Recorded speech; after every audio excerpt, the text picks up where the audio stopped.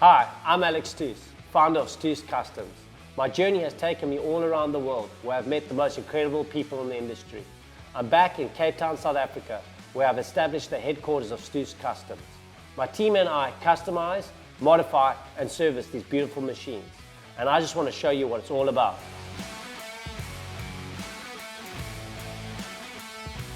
Welcome to Stoos Crafted Season 2. In this season, you're going to see some epic customization, modifications, and meet some very talented craftsmen on my road trip down the garden route and back via the iconic Route 62. In this episode, we peer into the vault and hear what Jay has to say about the 2020 Ducati Scrambler.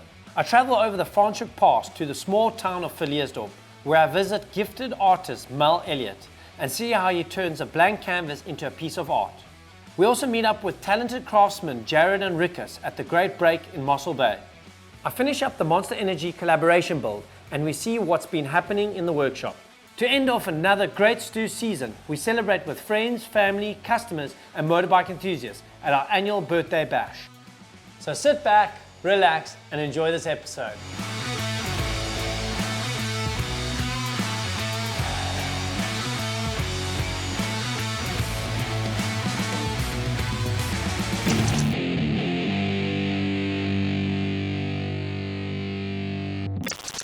Hey, this week in the vault, someone's misfortune turned into our fortune. So we've had an accident repair job, nothing too crazy, just to fall over in the wind, but we're fortunate enough to have this beautiful little machine in the vault this week. This is the Ducati Scrambler Cafe Racer, which is Ducati's homage to free spirit and style for the 60s cafe racer movement. This beautiful blue frame, peering out underneath this matte silver tank, the number boards, the seat cowling, the nose cone, the bar end rear view mirrors, it all just reeks of the 60s movement. One thing that I do love about this motorcycle is the blue frame. You know, we see Harleys through here all the time, and one of the golden rules with the customizing of the Harleys is don't paint the frame. Well, this is the exception to the rule. Definitely paint the frame if it's going to come out like that. It's beautiful. Being a 2020 model, obviously, it's got all the modern features and the performance that you'd want, or just taking to the open road. I can see how someone would get lost just cruising around the city. This would be a bike you could have a lot of fun on. If you look at this bike, everything about it just says Cafe Racer. Eye candy all round, and super stoked to have this bike in the vault.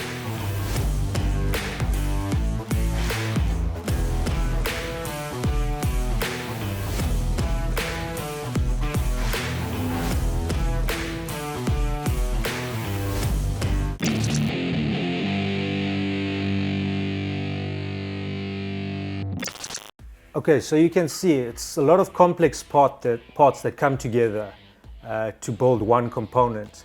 And we're about to start the machine in, the programming has been done. And as you'll see, the seat bracket, the seat base, and moving on to the bum box.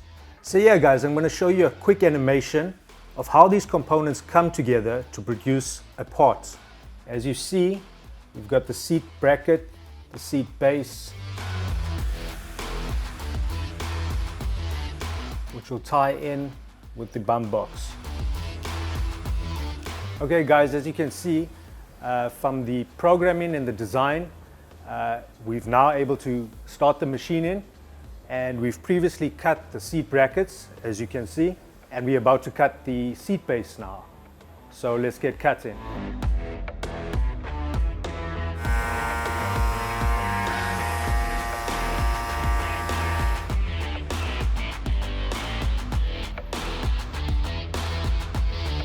All right, so I've nearly got the one side of the handlebars fully wired up. It's quite a tedious job running the cables internally, especially on the fuel injection bikes. You got a lot more wires with the fly-by-wire and all that, but it makes a hell of a difference at the end, makes it super clean. So I put the extra 2-3 hours, whatever it takes to get that clean look.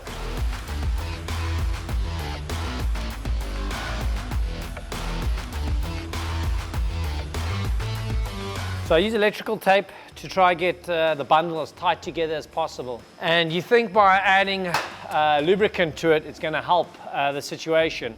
But what actually happens is the lubricant starts removing the glue that's on the tape, and then the tape starts binding up, and it actually gets locked in here. So I've done it a few times where you either throw baby powder or something that won't remove the adhesive on the tape, because I've actually had it where the tape gets clogged in the handlebars and you snap the wiring.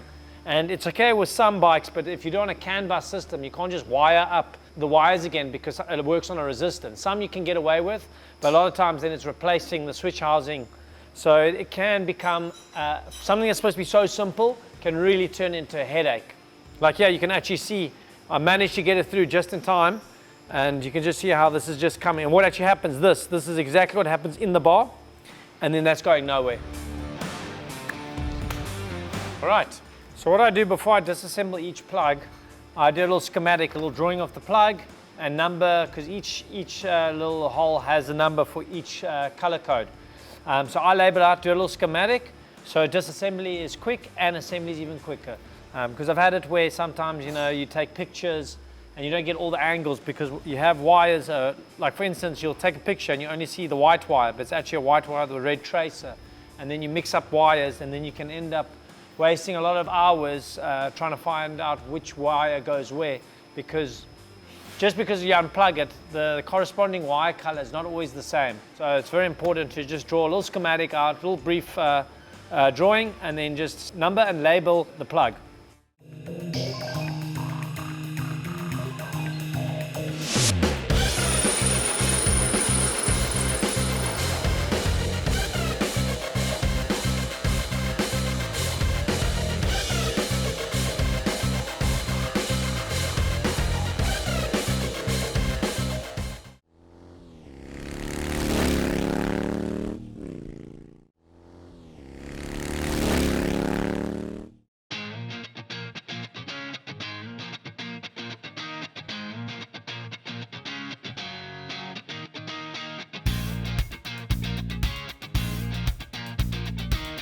Hi Alex. How's it going? Good to see you. Yeah, likewise.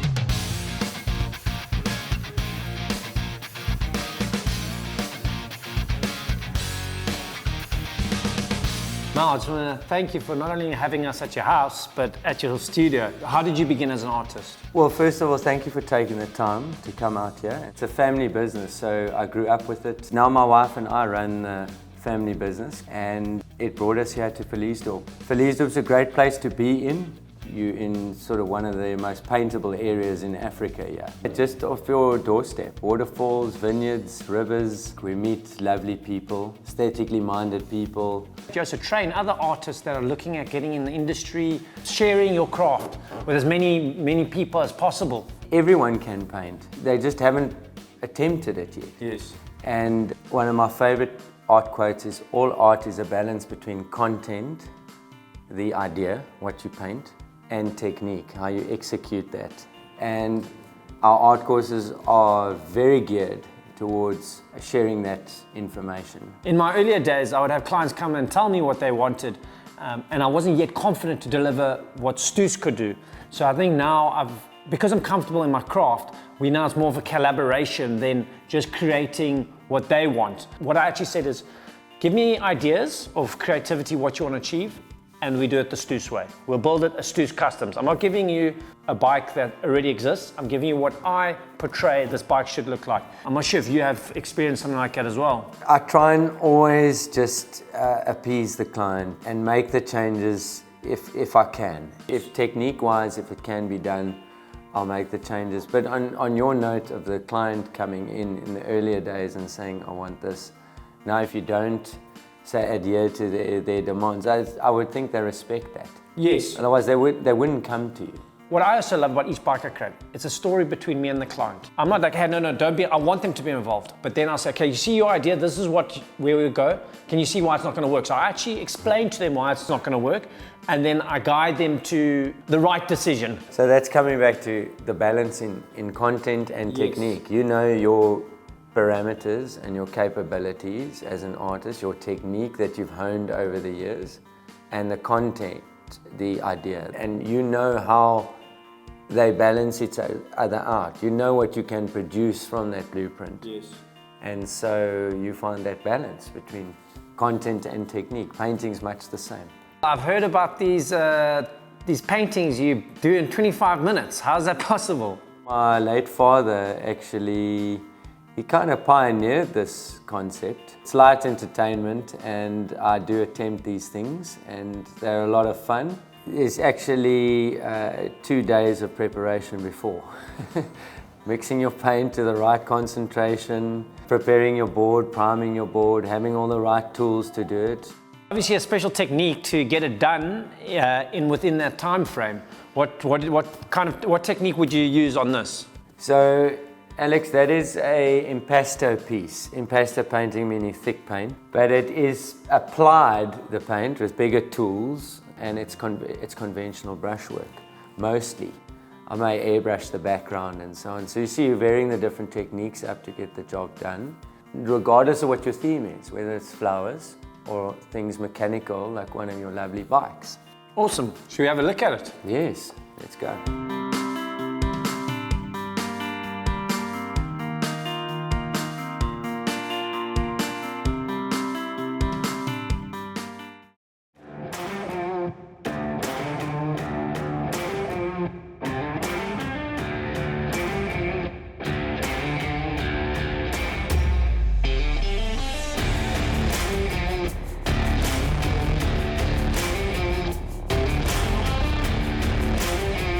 Guys, thank you so much for letting me come and see what your craft's all about. Can you just give me how it all started, the ins and outs and the inspiration that keeps the brand driving forward? Yeah, it started a few years ago. Originally I studied architecture. The industry wasn't a great fit for me, and I started looking for kind of creative outlets in other avenues, and I loved hiking, camping, grew up camping and climbing mountains and things. So the illustration and the design side, meeting that was the start of drawing and illustrating the outdoors. I started sharing my artworks with people online. That grew, got feedback, started doing commissions, and grew quite a nice audience from that. As the illustrations grew and as the brand grew, we jumped in full time into the business. What kind of products do you guys purely manufacture and then bring in and then rebrand? There's some leather, bringing in illustrations onto leather items like leather notebooks and patches that go onto the caps and so on. Try to manufacture everything in-house, obviously. There's a certain amount of efficiency that needs to happen in manufacturing. So while we would love to cut everything with a blade, as you see on Instagram and beautiful shots, and we find different tools as creates, you can get a far better finished product, and obviously we need to make some money, so making the product and getting out there is important. But you saying that's where the passion comes from. You know, you strive to create something so awesome, not just for anybody else, but mainly for yourself. And I think that's what people want to attach themselves to, and that's when a brand starts becoming successful, is when you're not making something to please other people, you're creating something that you want, that you think is cool, and in that, you know, you make it durable, strong, quality, and that's when you start creating a following. So I think just saying that sums it up exactly, and that shows in your craft and your product. And I can see on that chart there, I was looking at that board of the world there, is that all the places you guys traveled, or is it places you want to go? That map in particular is where we've gone, and we also had it in our shop for a while where people from out of the country or in the country could go and put a little pin. That's awesome, and then hopefully your product makes it there as well, because if they're clients here, they're most likely taking your product over there. We do a few international orders as well, but we'd love to grow that a bit more. In preparing for you guys to come and visit us, we did a bit of research on who you were as well, and we got a little bit inspired as well ourselves. So we've put together a design for you, a t-shirt back print. That hopefully you'll love. Jeez, that's awesome, man. Yeah. Oh, that's the XX. Yeah, that's very cool. So this is one of your latest custom motorbikes, and then we took a little bit of inspiration from our part of the country, which is kind of more mountain, forest, garden route style. This is really awesome. What's the process behind the end product? Well, other than the inspiration that I just mentioned, there's a few processes to getting the design and then getting it on the shirt, but rather than me telling you, let me show you. Awesome.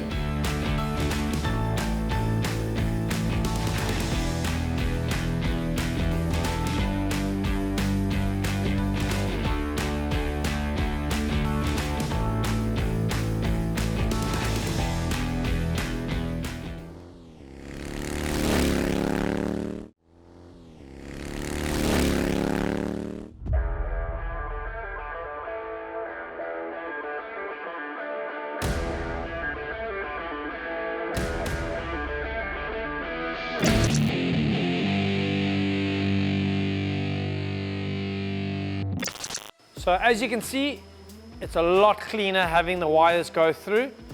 This particular handlebar is quite tricky because we went with MX style bars. So it's got a real thick wall thickness, and your internal hole is like 10 mil. So you really got to be quite careful. But anyway, looks really sick and I'm super stoked. So I'm going to finish off the other side. Then I can fit the handlebars, wire it up. The last thing we're actually waiting for is Nick is busy machining the bum box so that can go to paint. The painter has the tank. It's just a matter of finishing the last final details on the bum box, and then that can get coated. And we're pretty much then really close from ripping this up and down the road. I'm super pumped and I can't wait.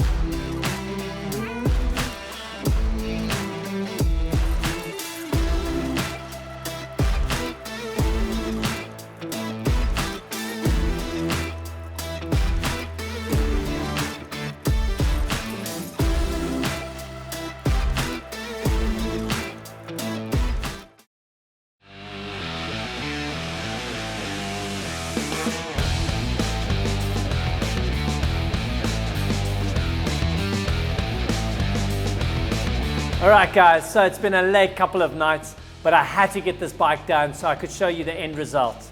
And I'm super stoked at what we've got. There's been a lot of design time, a lot of machining. I think the most craziest part of this build was the bum box. Over 30 hours of machine time. It started off as a 40 kg block of aluminium, but the end result is awesome. And I must say, this is just one insane, cheeky looking bike. So we've redesigned the whole front end, from the triple clamps to the risers. So what we've done is made the triple clamps wider to house the Öhlins suspension, so we could squeeze in a 150 knobbly front tire. But this gives a real aggressive stance. We've also had to redesign caliper mounts so that we could use the original calipers. But all in all, it gives it a super aggressive stance and look. For the exhaust, I wanted something that also tied into the tracker vibe. So we've done a whole hand fabricated 316 stainless steel exhaust with, I don't even know how many pie cuts, but endless amounts of weld. And the end result looks super cheeky. Once we start it up and it gets that golden look, it's just gonna tie in perfectly. We've also done a widening kit on the rear. All we had to do there was put a wider rim to accommodate the 180 rear tire. We've also removed the air boxes so that you can see through and see the aftermarket shock. We went with fully adjustable gas shock, so you can adjust it for your different riding style and weight. So this Stoos Customs Triumph 1200 is one of a kind, powerful and aggressive. So we were commissioned by Monster Energy for this insane build. You're just gonna have to stay posted on our social media to see what happens next.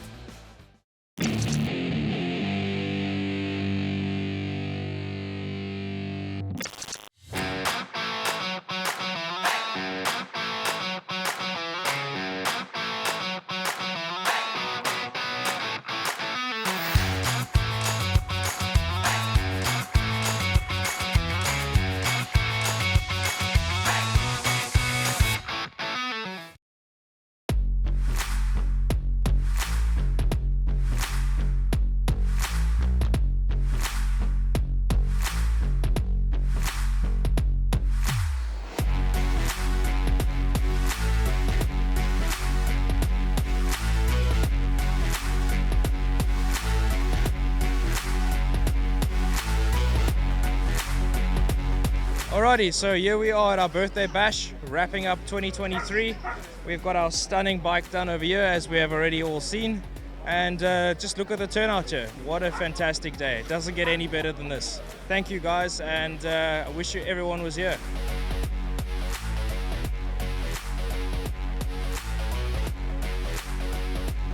So this is what it's all about, man. This is what we live for, and this is the epitome of the lifestyle that we're trying to keep together. been an awesome year, and I'm blessed to be part of this team, the Stoos team. I wake up every morning, I want to get to work, and this is why I want to get to work. Thank you very much for all the support, man. Rock and roll.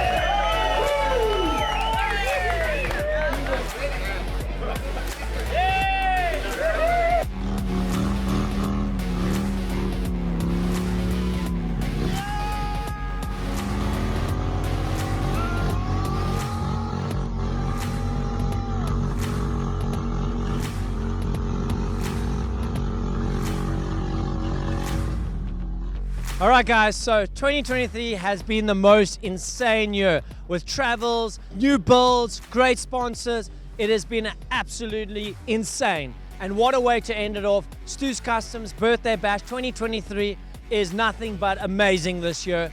And I'm so pumped for next year, 2024. We've got some rad stuff installed, more international travels. You're just gonna have to stay posted because it's gonna be an insane year. Thank you so much for the support over the last year. It's been insane. And we can't wait what 2024 has installed for us.